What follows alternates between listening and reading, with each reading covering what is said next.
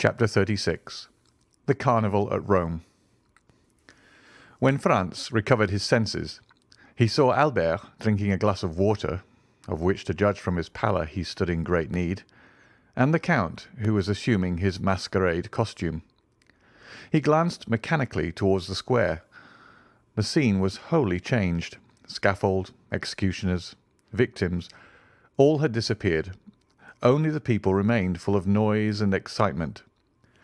The bell of Monte Cristo, which only sounds on the Pope's decease, and the opening of the Carnival, was ringing a joyous peal. "Well," asked he of the Count, "what has then happened?" "Nothing," replied the Count. "Only, as you see, the Carnival has commenced. Make haste and dress yourself."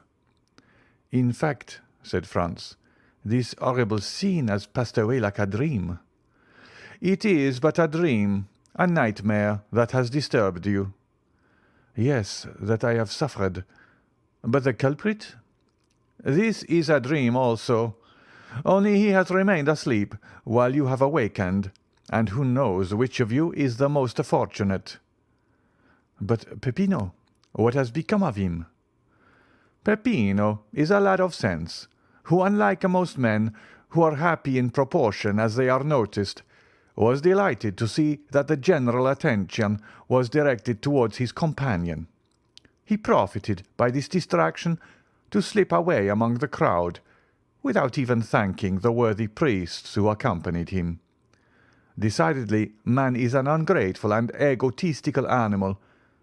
But dress yourself. See, Monsieur de Morcerf sets you the example." Albert was drawing on the satin pantaloon over his black trousers and varnished boots. "Well, Albert," said Franz, "do you feel much inclined to join the revels? Come, answer frankly."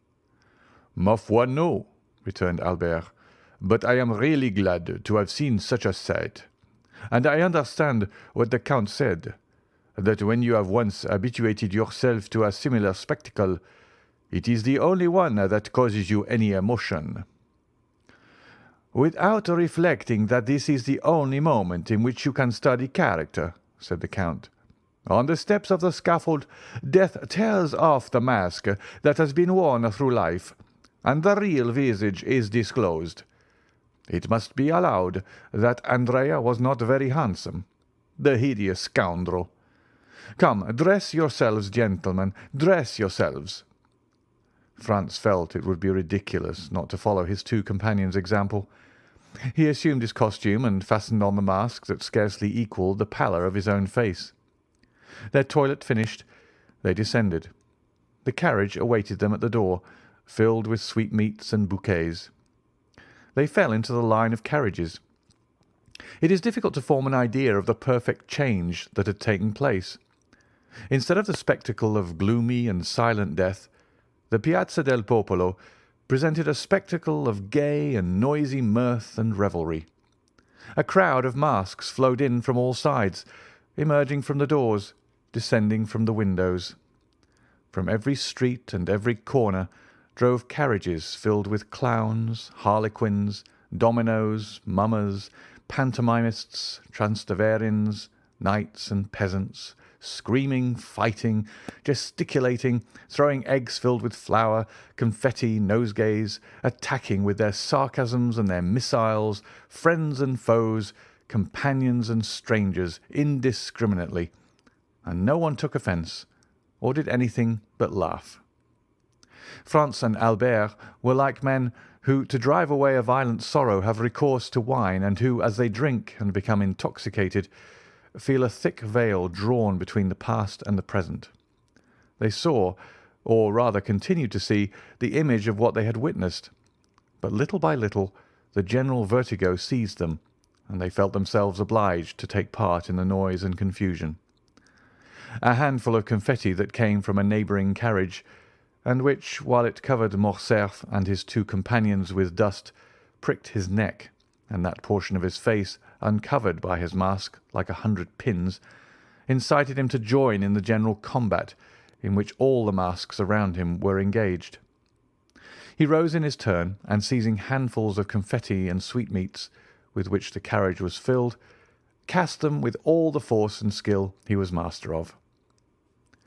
The strife had fairly begun, and the recollection of what they had seen half an hour before was gradually effaced from the young men's minds, so much were they occupied by the gay and glittering procession they now beheld.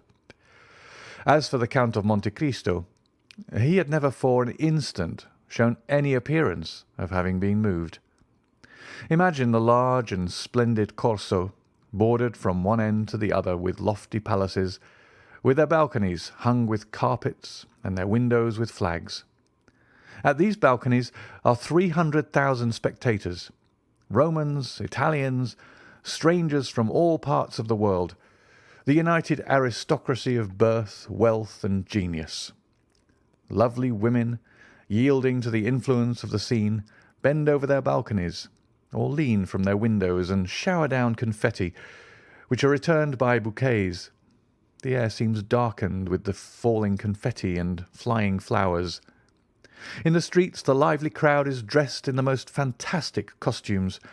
Gigantic cabbages walk gravely about. Buffaloes' heads bellow from men's shoulders. Dogs walk on their hind legs.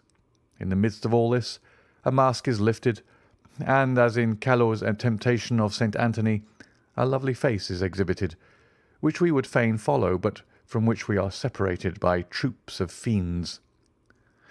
This will give a faint idea of the carnival at Rome. At second turn, the Count stopped the carriage and requested permission to withdraw, leaving the vehicle at their disposal. Franz looked up. They were opposite the Rospoli Palace. At the centre window, the one hung with white damask with a red cross, was a blue domino, beneath which Franz's imagination easily pictured the beautiful Greek of the Argentina. "Gentlemen," said the Count, springing out, "when you are tired of being actors, and wish to become spectators of this scene, you know you have places at my windows. In the meantime, dispose of my coachman, my carriage, and my servants." We've forgotten to mention that the Count's coachman was attired in a bearskin, exactly resembling Audrey's in The Bear and the Pasha, and the two footmen behind were dressed up as green monkeys with spring masks, with which they made grimaces at everyone who passed. Franz thanked the Count for his attention. As for Albert, he was busily occupied throwing bouquets at a carriage full of Roman peasants that was passing near him. Unfortunately for him, the line of carriages moved on again, and while he descended the Piazza del Popolo, the other ascended towards the Palazzo di Venezia. "Ah, my dear fellow," said he to Franz, "you did not see." "What?" "There, that calash filled with Roman peasants." "No." "Well, I am convinced they are all charming women." "How unfortunate that you were masked, Albert," said Franz. "Here was an opportunity of making up for past disappointments." "Oh," replied he, half laughing, "I hope the carnival will not pass without some amends in one shape or another." But in spite of Albert's hope, the day passed unmarked by any incident, excepting 2 or 3 encounters with the carriage full of Roman peasants. At one of these encounters, accidentally or purposely, Albert's mask fell off. He instantly rose and cast the remainder of the bouquets into the carriage. Doubtless one of the charming females Albert had detected beneath their coquettish disguise was touched by his gallantry, for as the carriage of the 2 friends passed her, she threw a bunch of violets. Albert seized it, and as Franz had no reason to suppose it was meant for him, he suffered Albert to retain it. Albert placed it in his buttonhole, and the carriage went triumphantly on. "Well," said Franz to him, "there is the beginning of an adventure." "Laugh if you please. I really think so. So I will not abandon this bouquet." "Pardieu," returned Franz, laughing, "in token of your ingratitude." The jest, however, soon appeared to become earnest, for when Albert and Franz again encountered the carriage with the contadini, the one who had thrown the violets to Albert clapped her hands when she beheld them in his buttonhole. "Bravo, bravo," said Franz.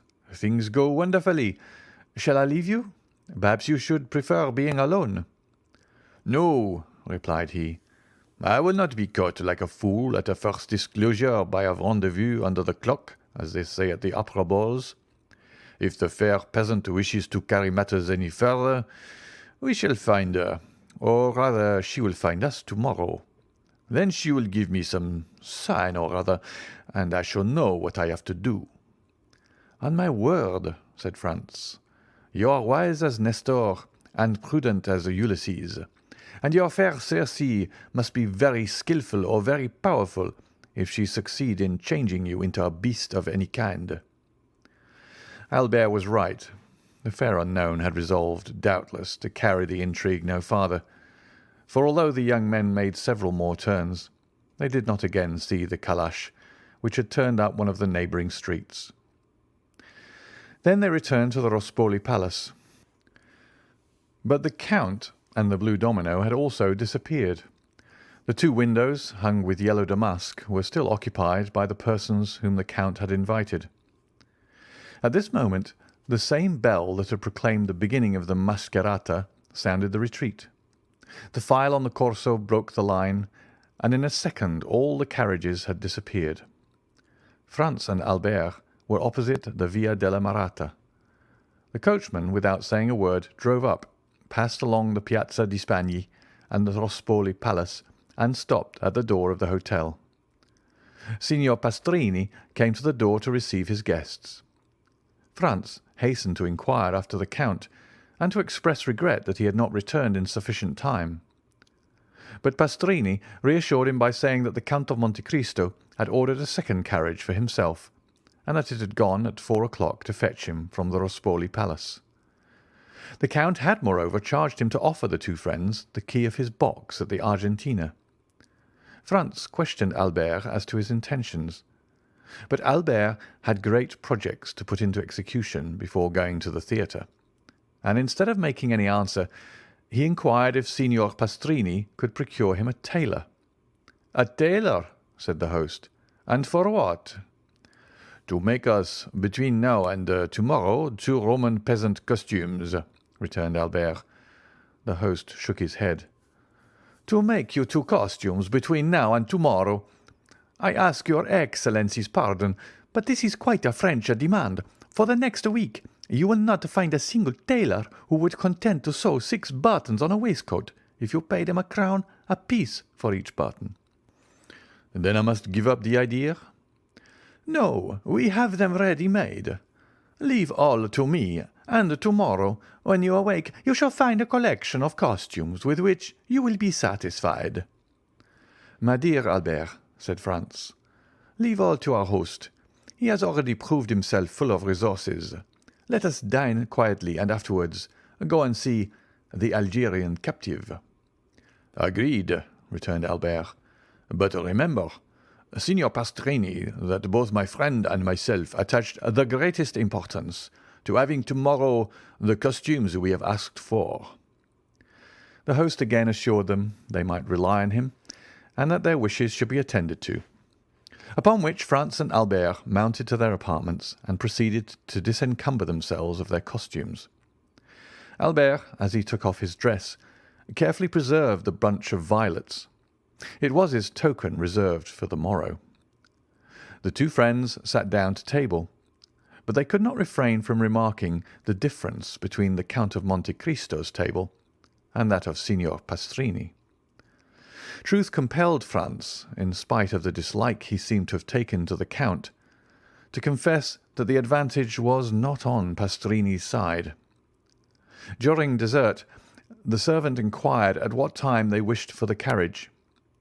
Albert and Franz looked at each other, fearing really to abuse the Count's kindness. The servant understood them. "His Excellency, the Count of Monte Cristo, had," he said, "given positive orders that the carriage was to remain at their lordships' orders all day, and they could therefore dispose of it without fear of indiscretion." They resolved to profit by the Count's courtesy, and ordered the horses to be harnessed, while they substituted evening dress for that which they had on, and which was somewhat the worse for the numerous combats they had sustained. This precaution taken, they went to the theatre, and installed themselves in the Count's box. During the first act, the Countess G. entered. Her first look was at the box where she had seen the Count the previous evening, so that she perceived Franz and Albert in the place of the very person concerning whom she had expressed so strange an opinion to Franz.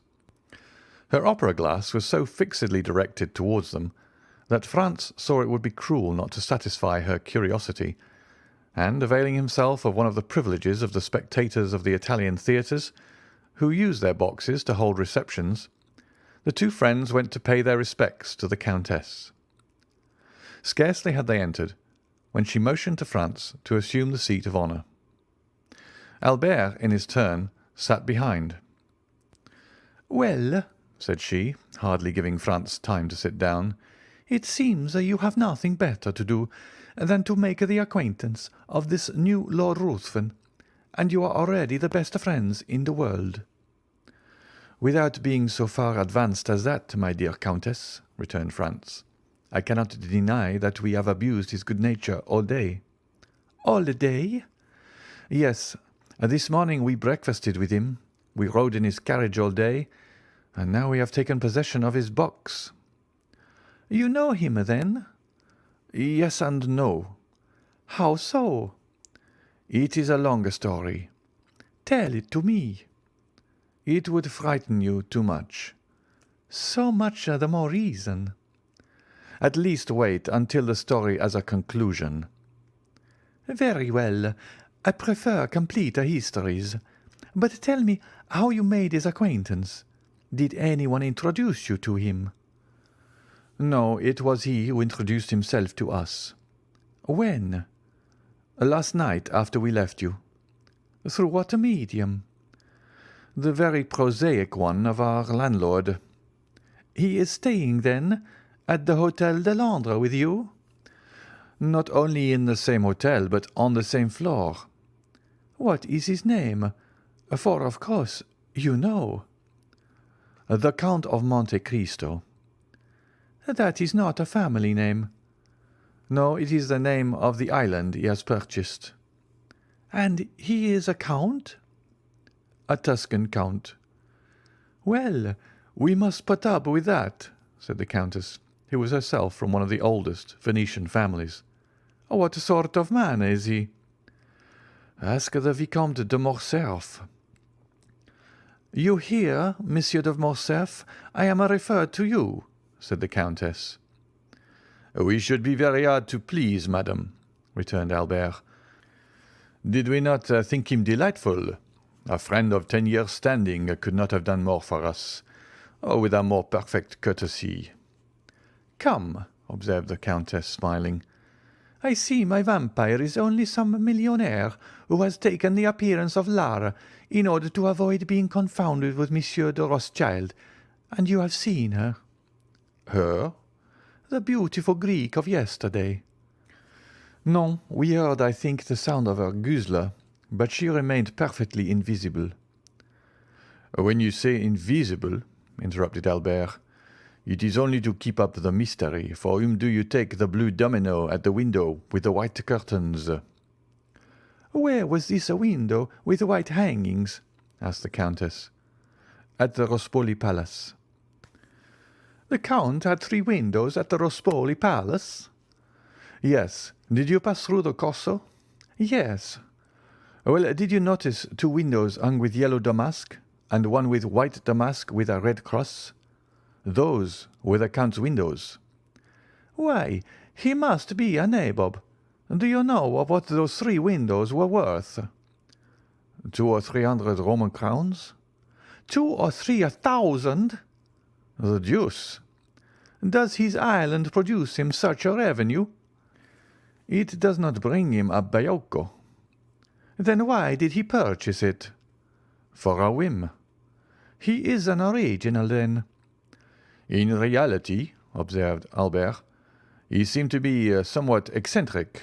Were he at Paris and a frequenter of the theatres, I should say he was a poor devil literally mad. This morning he made 2 or 3 exits worthy of Didier or Antony." At this moment a fresh visitor entered, and, according to custom, Franz gave up his seat to him. This circumstance had, moreover, the effect of changing the conversation. An hour afterwards the two friends returned to their hotel.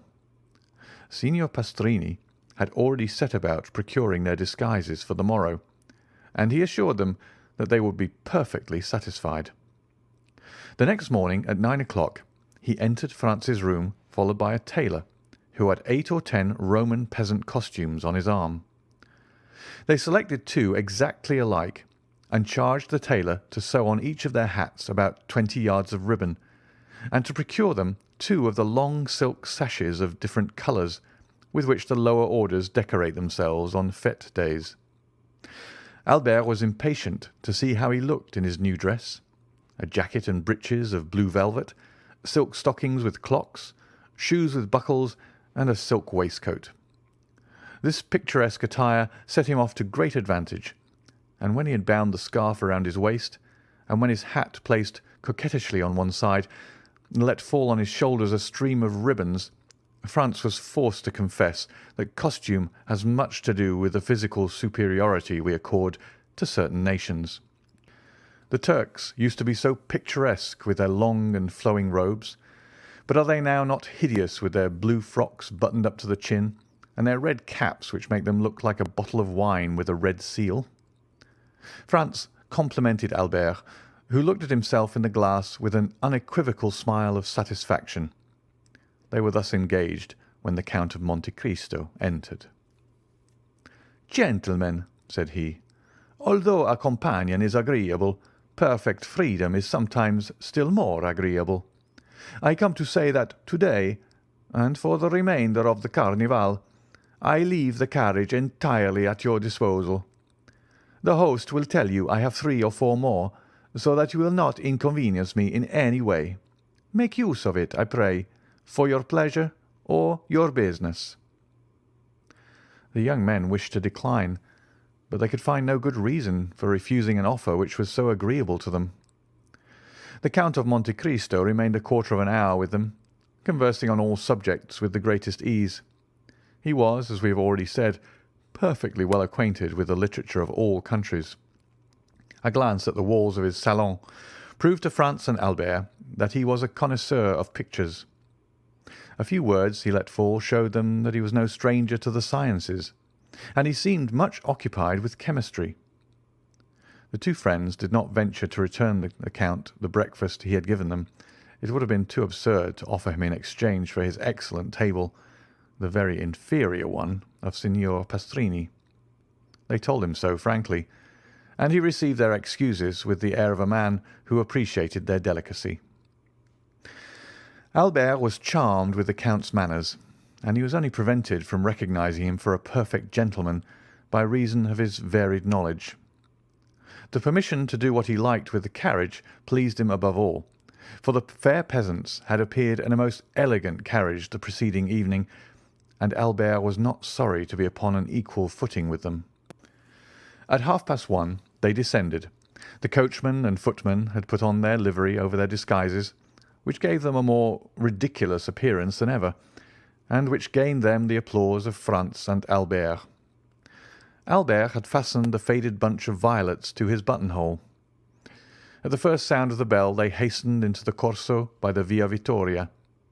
At the second turn a bunch of fresh violets, thrown from a carriage filled with harlequins, indicated to Albert that, like himself and his friend, the peasants had changed their costume also, and whether it was the result of chance, or whether a similar feeling had possessed them both while he had changed his costume, they had assumed his.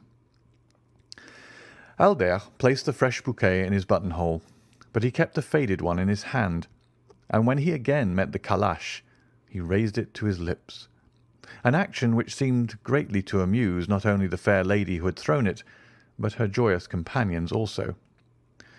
The day was as gay as the preceding one, perhaps even more animated and noisy. The Count appeared for an instant at his window, but when they again passed he had disappeared. It is almost needless to say that the flirtation between Albert and the fair peasant continued all day. In the evening, on his return, Franz found a letter from the embassy informing him that he would have the honour of being received by His Holiness the next day. At each previous visit he had made to Rome, he had solicited and obtained the same favour, and incited as much by a religious feeling as by gratitude, he was unwilling to quit the capital of the Christian world without laying his respectful homage at the feet of one of St. Peter's successors, who had set the rare example of all virtues.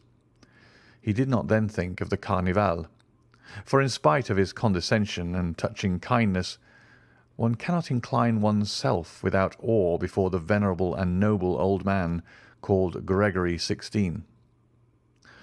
On his return from the Vatican, Franz carefully avoided the Corso. He brought away with him a treasure of pious thoughts, to which the mad gaiety of the maskers would have been profanation. At 5 Albert entered overjoyed. The harlequin had reassumed her peasant's costume, and as she passed she raised her mask. She was charming. Franz congratulated Albert, who received his congratulations with the air of a man conscious that they are merited. He had recognized by certain unmistakable signs that his fair incognita belonged to the aristocracy. He had made up his mind to write to her the next day. Franz remarked, while he gave these details, that Albert seemed to have something to ask of him, but that he was unwilling to ask it. He insisted upon it, declaring beforehand that he was willing to make any sacrifice the other wished. Albert let himself be pressed just as long as friendship required, and then avowed to Franz that he would do him a great favour by allowing him to occupy the carriage alone the next day. Albert attributed to Franz's absence the extreme kindness of the fair peasant in raising her mask. Franz was not sufficiently egotistical to stop Albert in the middle of an adventure that promised to prove so agreeable to his curiosity and so flattering to his vanity. He felt assured that the perfect indiscretion of his friend would duly inform him of all that happened, and as during 3 years that he had travelled all over Italy a similar piece of good fortune had never fallen to his share, Franz was by no means sorry to learn how to act on such an occasion.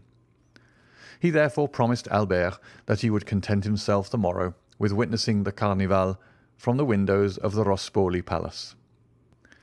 The next morning he saw Albert pass and repass, holding an enormous bouquet, which he doubtless meant to make the bearer of his amorous epistle. This belief was changed into certainty when Franz saw the bouquet, conspicuous by a circle of white camellias, in the hand of a charming harlequin dressed in rose-coloured satin. The evening was no longer joy, but delirium. Albert nothing doubted but that the fair unknown would reply in the same manner. Franz anticipated his wishes by saying that the noise fatigued him, and that he should pass the next day in writing and looking over his journal. Albert was not deceived, for the next evening Franz saw him enter triumphantly, shaking a folded paper which he held by one corner. "Well," said he, "was I mistaken?" "She has answered you," cried Franz. "Read." This word was pronounced in a manner impossible to describe. Franz took the letter and read: "Tuesday evening, at 7 o'clock, descend from your carriage opposite the Via dei Pontefici, and follow the Roman peasant who snatches your torch from you. When you arrive at the first step of the church of San Giacomo, be sure to fasten a knot of rose-coloured ribbons to the shoulder of your harlequin costume, in order that you may be recognized. Until then, you will not see me. Constancy and discretion." "Well," asked he when Franz had finished, "what do you think of that?" "I think that the adventurer is assuming a very agreeable appearance." "I think so also," replied Albert, "and I very much fear you will go alone to the Duke of Bracciano's ball." Franz and Albert had received that morning an invitation from the celebrated Roman banker. "Take care, Albert," said Franz. "All the nobility of Rome will be present, and if your fair incognita belong to the higher class of society, she must go there." "Whether she goes there or not, my opinion is still the same," returned Albert. You have read the letter? Yes. You know imperfectly the women of the Mezzocinto are educated in Italy. This is the name of the lower class. Yes. Well, read the letter again. Look at the writing and find if you can any blemish in the language or orthography.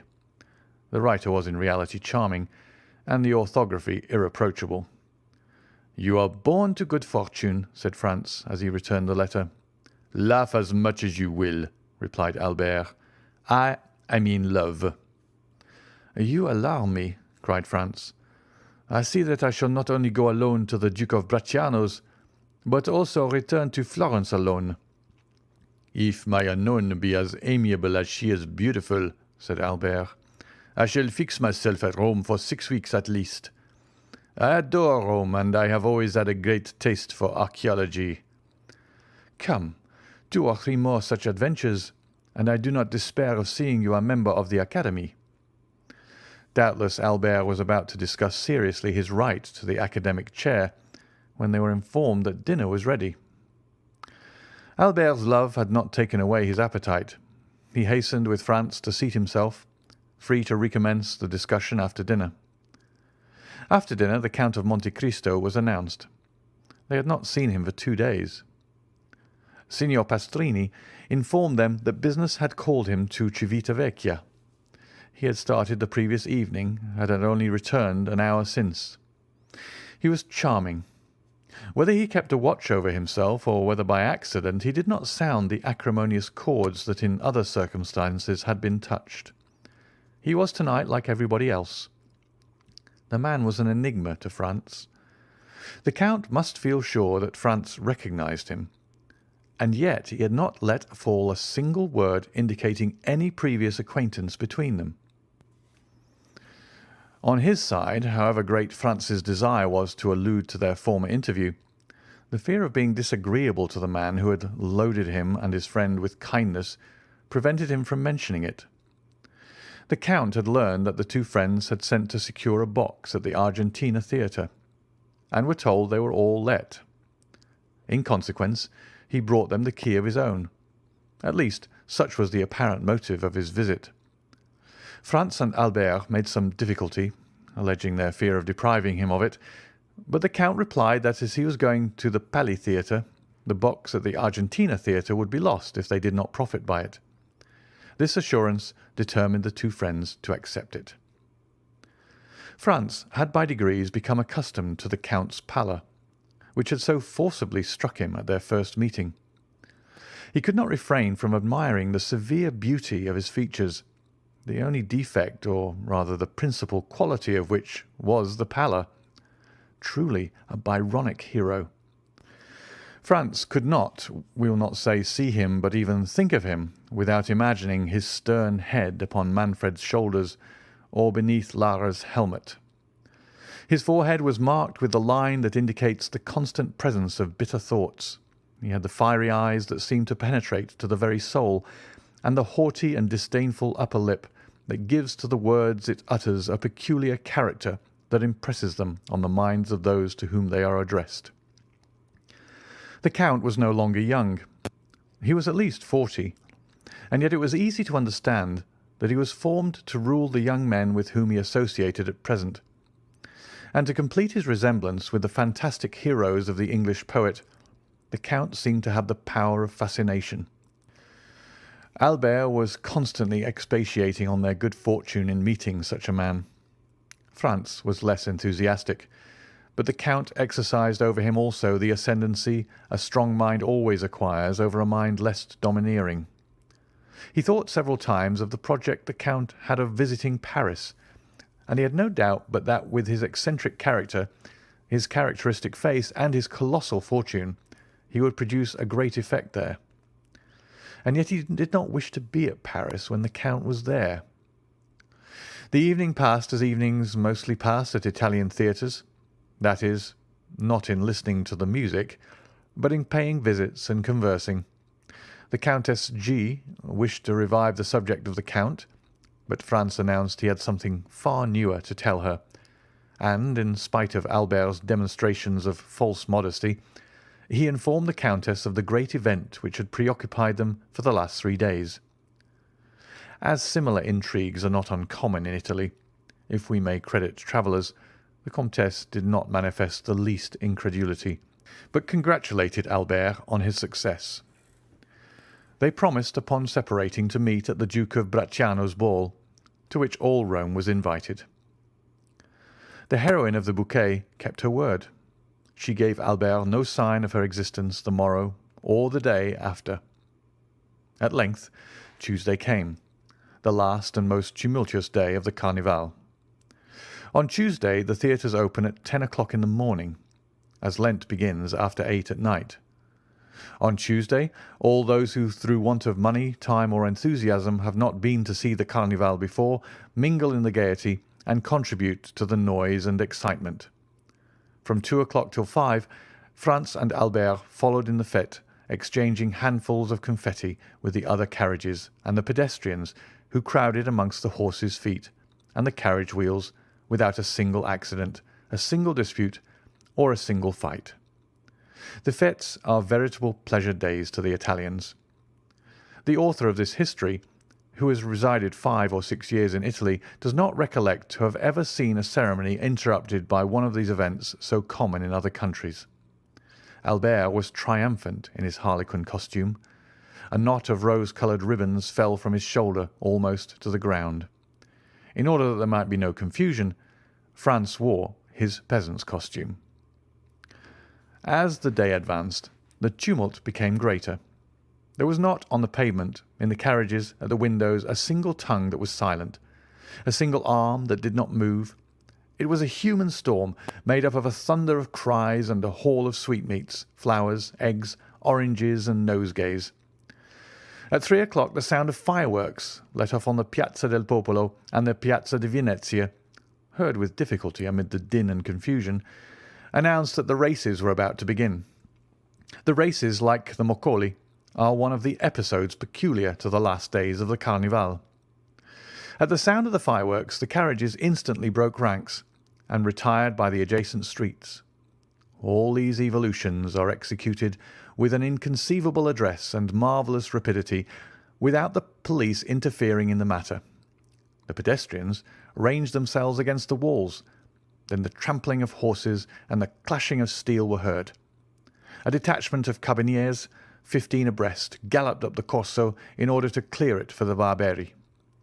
When the detachment arrived at the Piazza di Venezia, a second volley of fireworks was discharged to announce that the street was clear. Almost instantly, in the midst of a tremendous and general outcry, 7 or 8 horses, excited by the shouts of 300,000 spectators, passed by like lightning.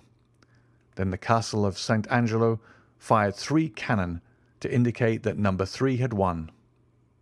Immediately, without any other signal, the carriages moved on, flowing on towards the Corso, down all the streets like torrents pent up for a while again flow into the parent river, and the immense stream again continued its course between its 2 granite banks.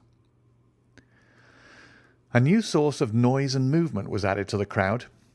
The sellers of moccoletti entered on the scene. The moccoli, or moccoletti, are candles which vary in size from the Pascal taper to the rushlight, and which give to each actor in the great final scene of the Carnival 2 very serious problems to grapple with. First, how to keep his own moccoletto alight, and secondly, how to extinguish the moccoletti of others. The moccoletto is like life. Man has found but one means of transmitting it, and that one comes from God. But he has discovered 1,000 means of taking it away, and the devil has somewhat aided him. The moccoletto is kindled by approaching it to a light, but who can describe the 1,000 means of extinguishing the moccoletto? The gigantic bellows, the monstrous extinguishers, the superhuman fans. Every one hastened to purchase moccoletti, Franz and Albert among the rest. The night was rapidly approaching, and already at the cry of "Moccoletti," repeated by the shrill voices of 1,000 vendors, 2 or 3 stars began to burn among the crowd. It was a signal. At the end of 10 minutes, 50,000 lights glittered, descending from the Palazzo di Venezia to the Piazza del Popolo, and mounting from the Piazza del Popolo to the Palazzo di Venezia. It seemed like the fete of jack-o'-lanterns. It is impossible to form any idea of it without having seen it. Suppose that all the stars had descended from the sky and mingled in a wild dance on the face of the earth, the whole accompanied by cries that were never heard in any other part of the world. The facchino follows the prince, the Transteverin the citizen, every one blowing, extinguishing, relighting. Had old Aeolus appeared at this moment, he would have been proclaimed king of the Moccoli, and Aquilo the heir presumptive to the throne. This battle of folly and flame continued for 2 hours. The Corso was light as day. The features of the spectators on the third and fourth stories were visible. Every 5 minutes Albert took out his watch. At length it pointed to 7. The two friends were in the Via del Pontefici. Albert sprang out, bearing his moccoletto in his hand. 2 or 3 masks strove to knock his moccoletto out of his hand, but Albert, a first-rate pugilist, sent them rolling in the street, one after the other, and continued his course towards the church of San Giacomo. The steps were crowded with masks, who strove to snatch each other's torches. Franz followed Albert with his eyes and saw him mount the first step. Instantly, a mask wearing the well-known costume of a peasant woman snatched his moccoletto from him, without his offering any resistance.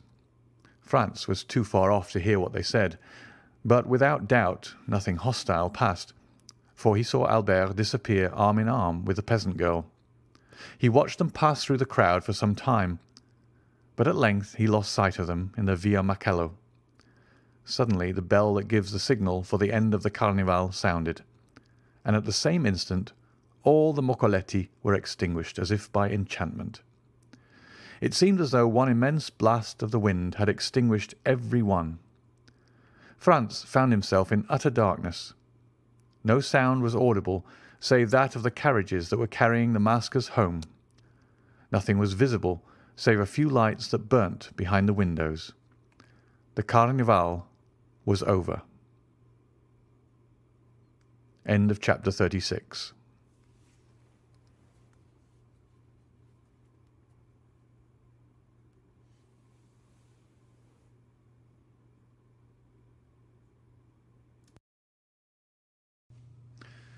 Chapter 37. The Catacombs of San Sebastian. In his whole life, perhaps, Franz had never before experienced so sudden an impression, so rapid a transition from gaiety to sadness, as in this moment.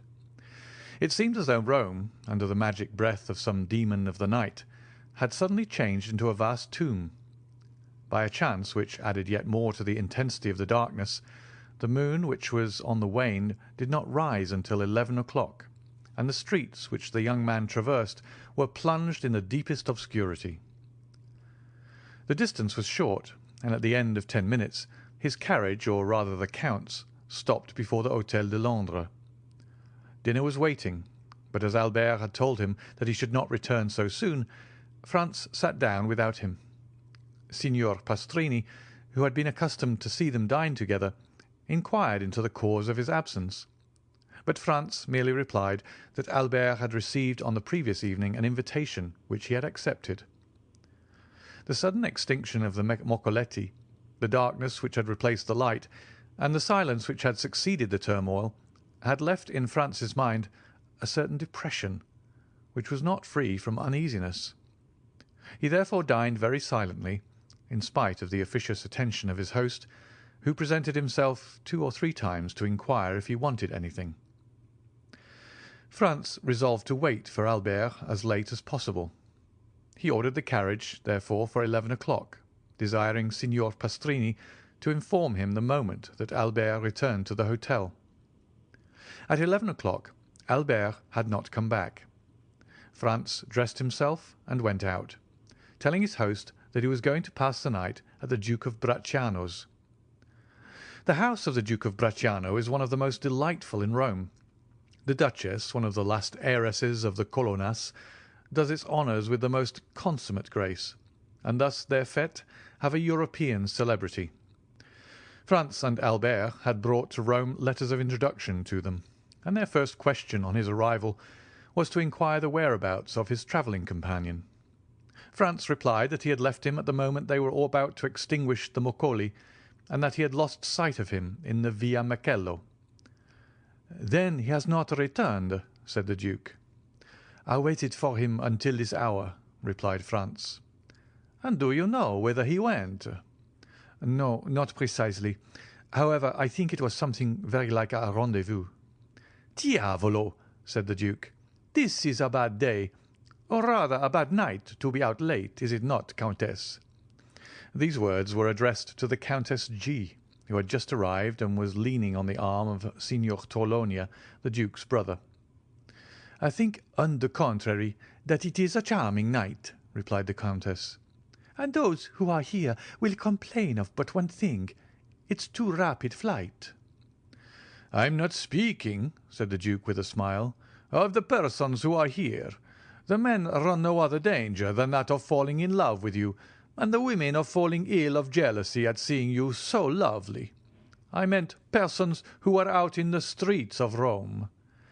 "Ah," asked the Countess, "who is out in the streets of Rome at this hour, unless it be to go to a ball?" "Our friend Albert de Morcerf, Countess, whom I left in pursuit of his unknown about 7 o'clock this evening," said Franz, "and whom I have not seen since." "And don't you know where he is?" "Not at all." "Is he armed?" "He is in masquerade." "You should not have allowed him to go," said the Duke to Franz. "You who know Rome better than he does." "You might as well have tried to stop number 3 of the Barberi, who gained the prize in the race to-day," replied Franz. "And then, moreover, what could happen to him?" "Who can tell? The night is gloomy, and the Tiber is very near the Via Macello." Franz felt a sudden shudder run through his veins at observing that the feeling of the Duke and the Countess was so much in unison with his own personal disquietude. "I informed them at the hotel that I had the honour of passing the night here, Duke," said Franz, "and desired them to come and inform me of his return." "Ah," replied the Duke, "here, I think, is one of my servants who is seeking you." The Duke was not mistaken. When he saw Franz, the servant came up to him. "Your Excellency," he said, "the master of the Hôtel de Londres has sent to let you know that a man is waiting for you with a letter from the Viscount of Morcerf." "A letter from the Viscount?" exclaimed Franz. "Yes." "And who is the man?" "I do not know." "Why did he not bring it to me here?" "The messenger did not say." "And where is the messenger?" "He went away directly he saw me enter the ballroom to find you." "Oh," said the Countess to Franz, "go with all speed. Poor young man! Perhaps some accident has happened to him." "I will hasten," replied Franz. "Shall we see you again to give us any information?" inquired the Countess.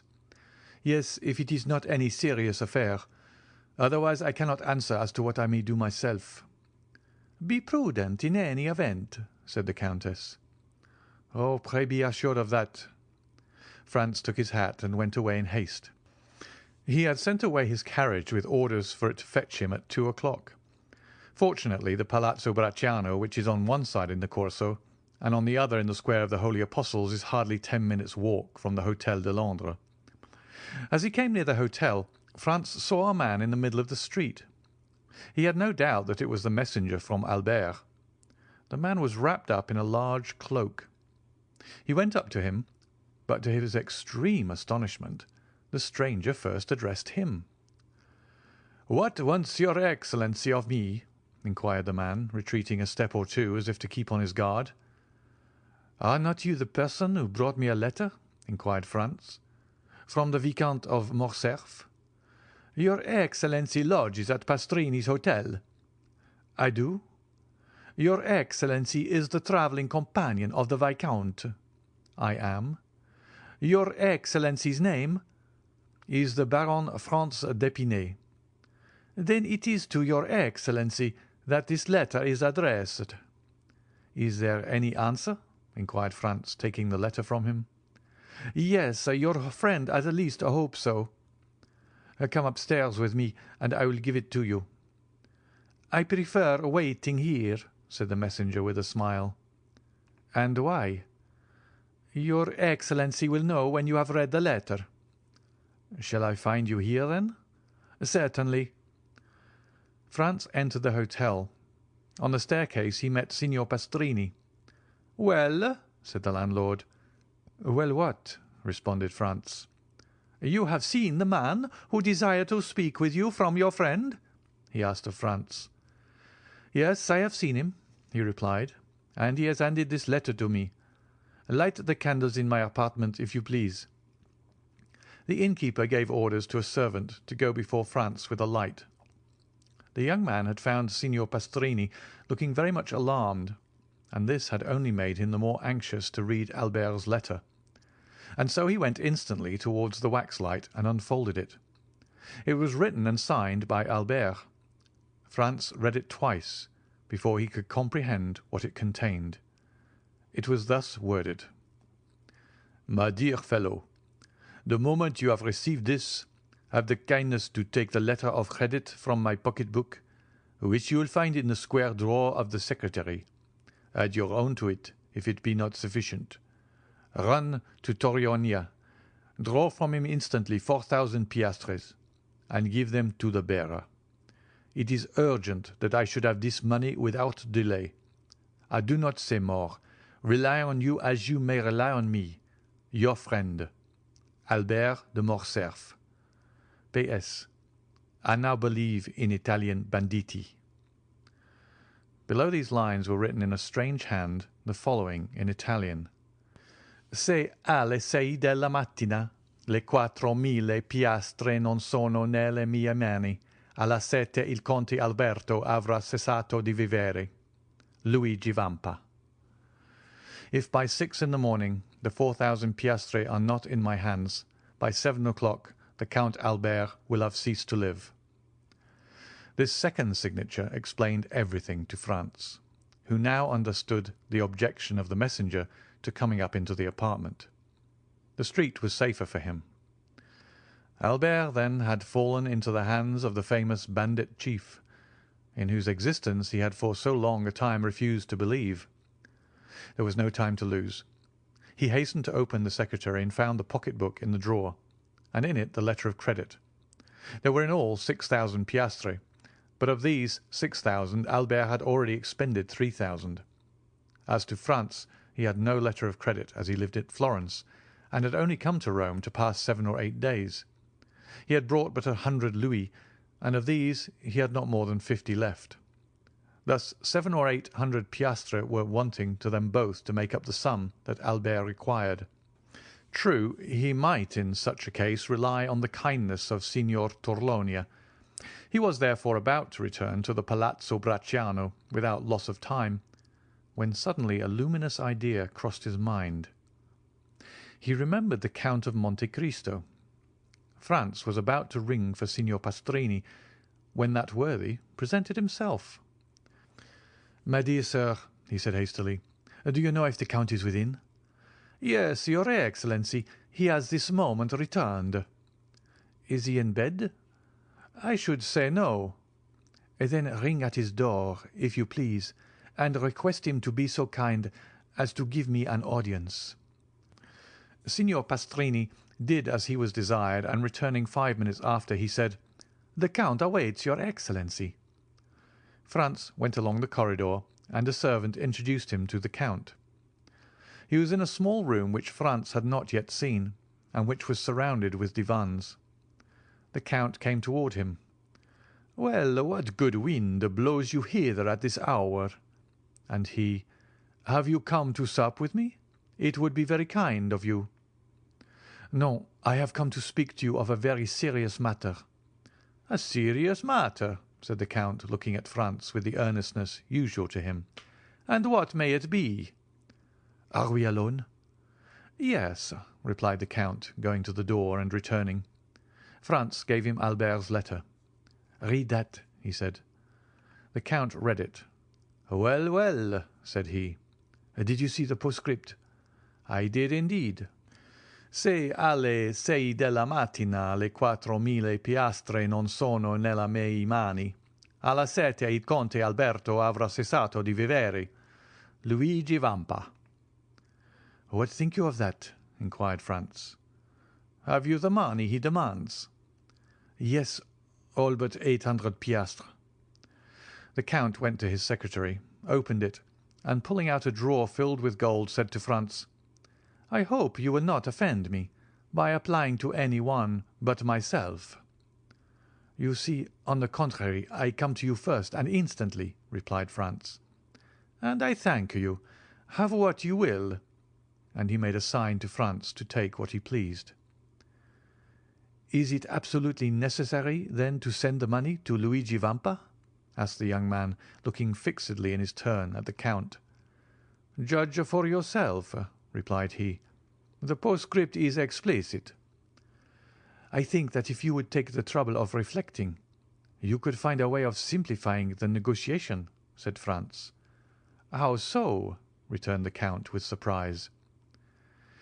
"If we were to go together to Luigi Vampa, I am sure he would not refuse you Albert's freedom." "What influence can I possibly have over a bandit?" "Have you not just rendered him a service that can never be forgotten?" "What is that?" "Have you not saved Peppino's life?" "Well, well," said the Count. "Who told you that?" "No matter. I know it." The Count knit his brows and remained silent an instant. "And if I went to seek Vampa, would you accompany me?" "If my society would not be disagreeable." "Be it so. It is a lovely night, and a walk without Rome will do us both good." "Shall I take any arms?" "For what purpose?" "Any money?" "It is useless. Where is the man who brought the letter?" "In the street." "He awaits the answer?" "Yes." "I must learn where we are going. I will summon him thither." "It is useless. He would not come up." "To your apartments, perhaps, but he will not make any difficulty at entering mine." The Count went to the window of the apartment that looked on to the street, and whistled in a peculiar manner.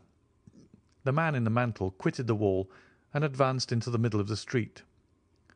"Salite!" said the Count in the same tone in which he would have given an order to his servant. The messenger obeyed without the least hesitation, but rather with alacrity, and mounting the steps at a bound, entered the hotel. 5 seconds afterwards he was at the door of the room. "Ah, it is you, Peppino," said the Count. But Peppino, instead of answering, threw himself on his knees, seized the Count's hand, and covered it with kisses. "Ah," said the Count, "you have then not forgotten that I saved your life. That is strange, for it is a week ago." "No, Excellency, and never shall I forget it," returned Peppino, with an accent of profound gratitude. "Never? That is a long time. But it is something that you believe, so rise and answer." Peppino glanced anxiously at Franz. "Oh, you may speak before his Excellency," said he. "He is one of my friends. You allow me to give you this title," continued the Count in French. "It is necessary to excite this man's confidence." "You can speak before me," said Franz. "I am a friend of the Count's." "Good," returned Peppino. "I am ready to answer any questions your Excellency may address to me." "How did the Viscount Albert fall into Luigi's hands?" "Excellency, the Frenchman's carriage passed several times, the one in which was Teresa." "The chief's mistress?" "Yes, the Frenchman threw her a bouquet. Teresa returned it, all this with the consent of the chief, who was in the carriage." "What?" cried Franz. "Was Luigi Vampa in the carriage with the Roman peasants?" "It was he who drove disguised as the coachman," replied Peppino. "Well?" said the Count. Well, then, the Frenchman took off his mask. Teresa, with the chief's consent, did the same. The Frenchman asked for a rendezvous. Teresa gave him one. Only, instead of Teresa, it was Beppo who was on the steps of the church of San Giacomo." "What!" exclaimed Franz. "The peasant girl who snatched his moccoletto from him?" "Was a lad of 15, replied Peppino. "But it was no disgrace to your friend to have been deceived. Beppo has taken in plenty of others." "And Beppo led him outside the walls?" said the Count. "Exactly so. A carriage was waiting at the end of the Via Macello.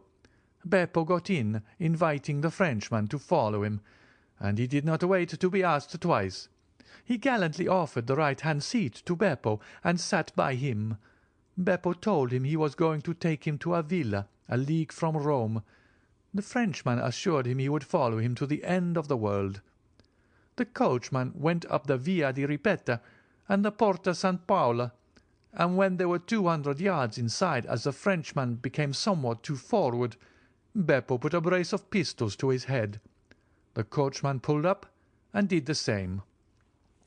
At the same time, 4 of the band, who were concealed on the banks of the Almo, surrounded the carriage.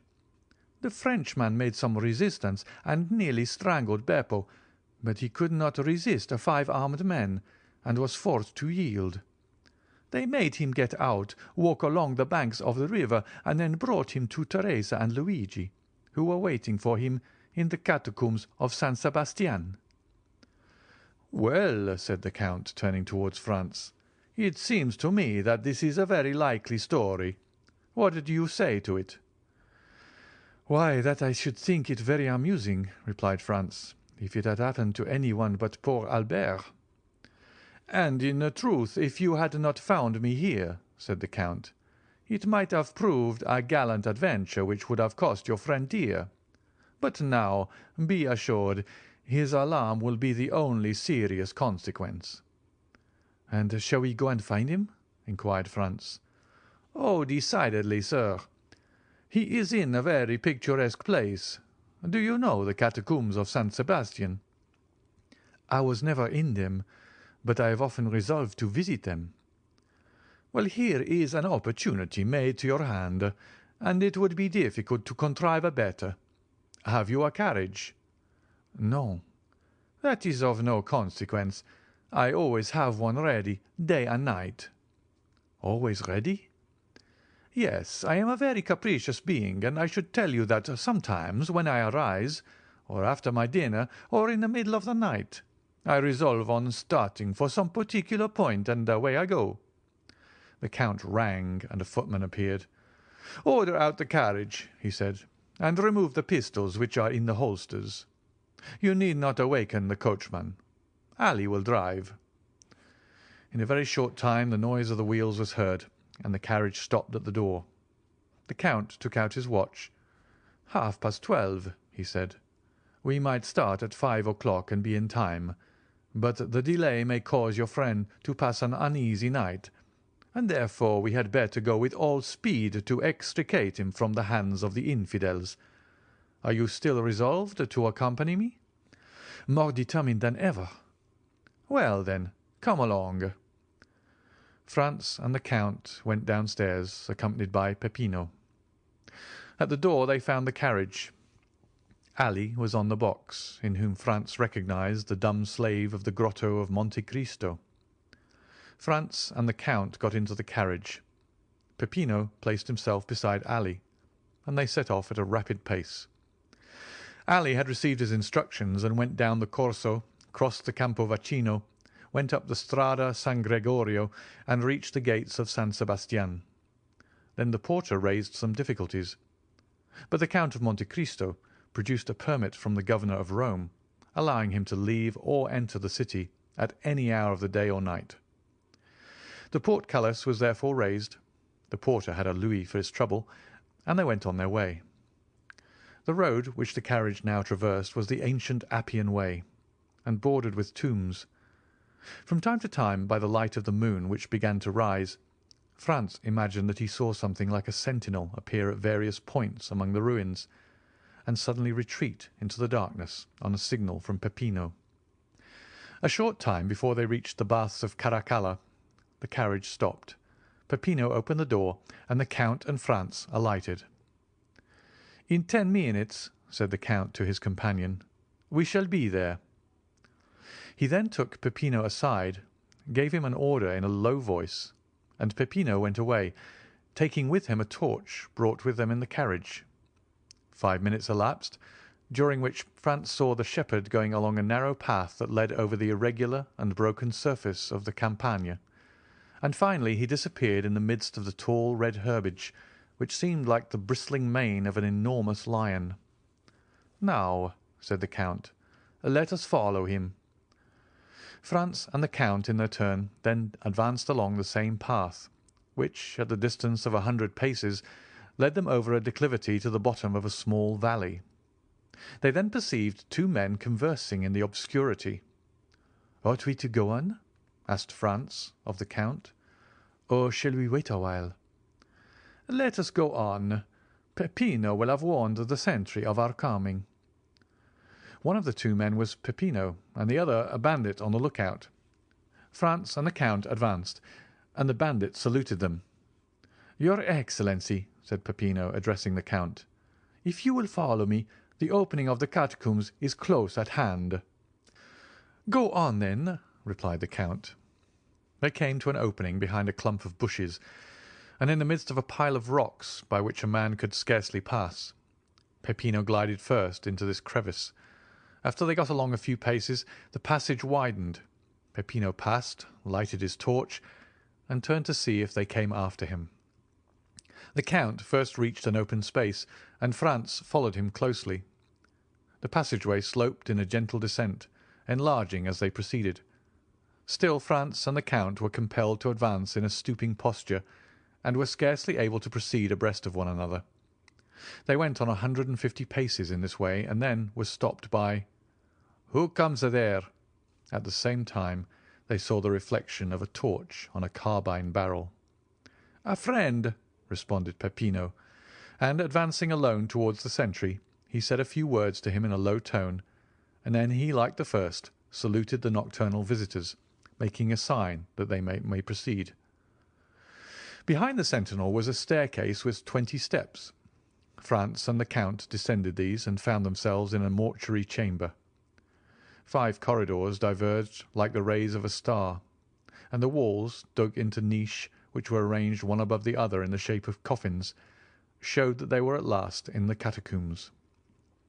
Down one of the corridors, whose extent it was impossible to determine, rays of light were visible.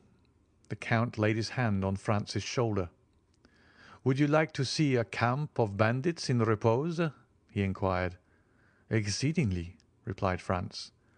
"Come with me, then, Peppino. Put out the torch." Peppino obeyed, and Franz and the Count were in utter darkness, except that 50 paces in advance of them, a reddish glare, more evident since Peppino had put out his torch, was visible along the wall. They advanced silently, the Count guiding Franz as if he had the singular faculty of seeing in the dark. Franz himself, however, saw his way more plainly in proportion as he went on towards the light, which served in some manner as a guide. 3 arcades were before them, and the middle one was used as a door. These arcades opened on one side into the corridor where the Count and Franz were, and on the other into a large square chamber, entirely surrounded by niche, similar to those of which we have spoken. In the midst of this chamber were 4 stones, which had formerly served as an altar, as was evident from the cross which still surmounted them. A lamp placed at the base of a pillar lighted up with its pale and flickering flame the singular scene which presented itself to the eyes of the 2 visitors concealed in the shadow. A man was seated with his elbow leaning on the column, and was reading with his back turned to the arcades, through the openings of which the newcomers contemplated him. This was the chief of the band, Luigi Vampa. Around him, and in groups according to their fancy, lying in their mantles or with their backs against a sort of stone bench which went all around the columbarium, were to be seen 20 brigands or more, each having his carbine within reach. At the other end, silently, scarcely visible, and like a shadow, was a sentinel, who was walking up and down before a grotto, which was only distinguishable because in that spot the darkness seemed more dense than elsewhere. When the Count thought Franz had gazed sufficiently on this picturesque tableau, he raised his finger to his lips to warn him to be silent, and, ascending the 3 steps which led to the corridor of the columbarium, entered the chamber by the middle arcade, and advanced towards Vampa, who was so intent on the book before him that he did not hear the noise of his footsteps. "Who comes there?" cried the sentinel, who was less abstracted, and who saw by the lamplight a shadow approaching his chief. At this challenge Vampa rose quickly, drawing at the same moment a pistol from his girdle. In a moment all the bandits were on their feet, and 20 carbines were levelled at the Count. "Well," said he in a voice perfectly calm, and no muscle of his countenance disturbed. "Well, my dear Vampa, it appears to me that you receive a friend with a great deal of ceremony." "Grand arms!"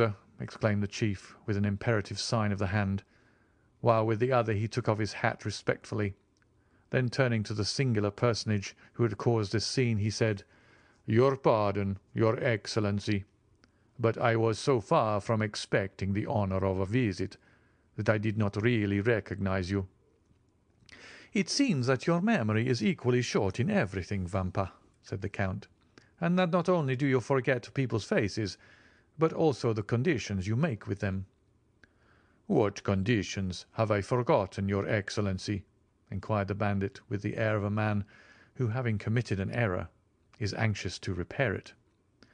"Was it not agreed," asked the Count, "that not only my person but also that of my friends should be respected by you?" "And how have I broken that treaty, your Excellency?" "You have this evening carried off and conveyed hither the Vicomte Albert de Morcerf. Well," continued the Count in a tone that made Franz shudder, "this young gentleman is one of my friends. This young gentleman lodges in the same hotel as myself. This young gentleman has been up and down the Corso for 8 hours in my private carriage, and yet, I repeat to you, you have carried him off and conveyed him hither, and," added the Count, taking the letter from his pocket, "you have set a ransom on him, as if he were an utter stranger." "Why did you not tell me all this, you?" inquired the brigand chief, turning towards his men, who all retreated before his look. "Have you caused me thus to fall in my word towards a gentleman like the Count, who has all our lives in his hands? By heavens, if I thought one of you knew that the young gentleman was the friend of his Excellency, I would blow his brains out with my own hand." "Well," said the Count, turning towards Franz, "I told you there was some mistake in this." "Are you not alone?" asked Vampa with uneasiness. "I am with the person to whom this letter was addressed, and to whom I desired to prove that Luigi Vampa was a man of his word. Come, your Excellency," the Count added, turning to Franz, "here is Luigi Vampa, who will himself express to you his deep regret at the mistake he has committed." Franz approached the chief, advancing several steps to meet him. "Welcome among us, your Excellency," he said to him. "You heard what the Count just said, and also my reply. Let me add that I would not, for the 4,000 piastres at which I had fixed your friend's ransom, that this had happened." "But," said Franz, looking around him uneasily, "where is the Vicomte? I do not see him." "Nothing has happened to him, I hope," said the Count frowningly. "The prisoner is there," replied Vampa, pointing to the hollow space in front of which the bandit was on guard, "and I will go myself and tell him he is free." The chief went towards the place he had pointed out as Albert's prison, and Franz and the Count followed him. "What is the prisoner doing?" inquired Vampa of the sentinel. "Ma foi, captain," replied the sentry, "I do not know. For the last hour I have not heard him stir." "Come in, your Excellency," said Vampa. the Count and Franz ascended 7 or 8 steps after the chief, who drew back a bolt and opened a door. Then, by the gleam of a lamp similar to that which lighted the columbarium, Albert was to be seen wrapped up in a cloak which one of the bandits had lent to him, lying in a corner in profound slumber. "Come," said the Count, smiling with his own peculiar smile, "not so bad for a man who is to be shot at 7 o'clock tomorrow morning." Vampa looked at Albert with a kind of admiration. He was not insensible to such a proof of courage. "You are right, your Excellency," he said. "This must be one of your friends." Then going to Albert, he touched him on the shoulder, saying, "Will your Excellency please to awaken?" Albert stretched out his arms, rubbed his eyelids, and opened his eyes. "Oh," said he, "is it you, Captain? You should have allowed me to sleep. I had such a delightful dream. I was dancing the galop at Trollonia's with the Countess G." Then he drew his watch from his pocket that he might see how time sped. "1:30 only," said he. "Why the devil do you rouse me at this hour?" "To tell you that you are free, your Excellency." "My dear fellow," said Albert with perfect ease of mind, "remember for the future Napoleon's maxim, 'Never awaken me but for bad news.' If you had let me sleep on, I should have finished my gallop, and have been grateful to you all my life. So then, they have paid my ransom?" "No, your Excellency." "Well, then, how am I free?" "A person to whom I can refuse nothing has come to demand you." "Come hither." "Yes, hither." "Really? Then that person is a most amiable person." Albert looked around and perceived Franz. "What?" said he. "Is it you, my dear Franz, whose devotion and friendship are thus displayed?" "No, not I," replied Franz, "but our neighbour, the Count of Monte Cristo."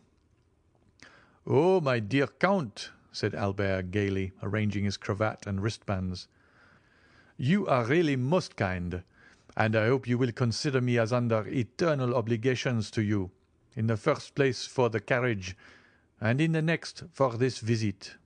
And he put out his hand to the Count, who shuddered as he gave his own, but who nevertheless did give it. The bandit gazed on this scene with amazement.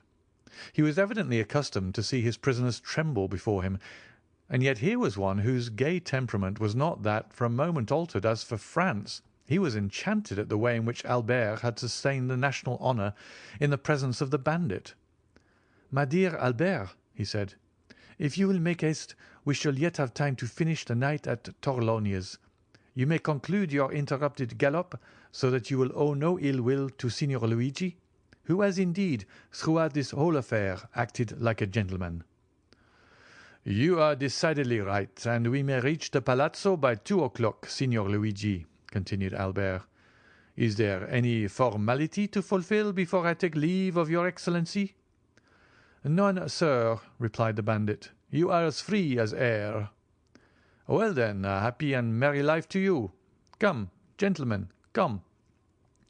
And Albert, followed by Franz and the Count, descended the staircase, crossed the square chamber, where stood all the bandits, hat in hand. "Peppino," said the brigand chief, "give me the torch." "What are you going to do?" inquired the Count. "I will show you the way back myself," said the captain. "That is the least honour that I can render to your Excellency." And taking the lighted torch from the hands of the herdsman, he preceded his guests, not as a servant who performs an act of civility, but like a king who precedes ambassadors. On reaching the door he bowed.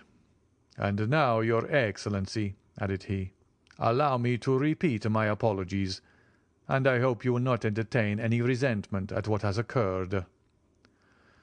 "No, my dear Vampa," replied the Count. "Besides, you compensate for your mistakes in so gentlemanly a way that one almost feels obliged to you for having committed them. Gentlemen," added the chief, turning towards the young men, "perhaps the offer may not appear very tempting to you, But if you should ever feel inclined to pay me a second visit wherever I may be, you shall be welcome." Franz and Albert bowed. The Count went out first, then Albert. Franz paused for a moment. "Has your Excellency anything to ask me?" said Vampa with a smile. "Yes, I have," replied Franz. "I am curious to know what work you were perusing with so much attention as we entered." "César's Commentaries," said the bandit. "It is my favourite work." "Well, are you coming?" asked Albert. "Yes," replied Franz. "Here I am." And he, in his turn, left the caves. They advanced to the plain. "Your pardon," said Albert, turning around. "Will you allow me, Captain?" And he lighted his cigar at Vampa's torch. "Now, my dear Count," he said, "let us on with all the speed we may. I am enormously anxious to finish my night at the Duke of Bracciano's." They found the carriage where they had left it. The Count said a word in Arabic to Ali, and the horses went on at great speed. It was just 2 o'clock by Albert's watch when the two friends entered into the dancing-room. Their return was quite an event, but as they entered together, all uneasiness on Albert's account ceased instantly. "Madame," said the Viscount of Morcerf, advancing towards the Countess, "yesterday you were so condescending as to promise me a galop. I am rather late in claiming this gracious promise, but here is my friend, whose character for veracity you will know, and he will assure you the delay arose from no fault of mine." And as at this moment the orchestra gave the signal for the waltz, Albert put his arm round the waist of the Countess and disappeared with her in the whirl of dancers. In the meanwhile Franz was considering the singular shudder that had passed over the Count of Monte Cristo at the moment when he had been in some sort forced to give his hand to Albert. End of chapter 37.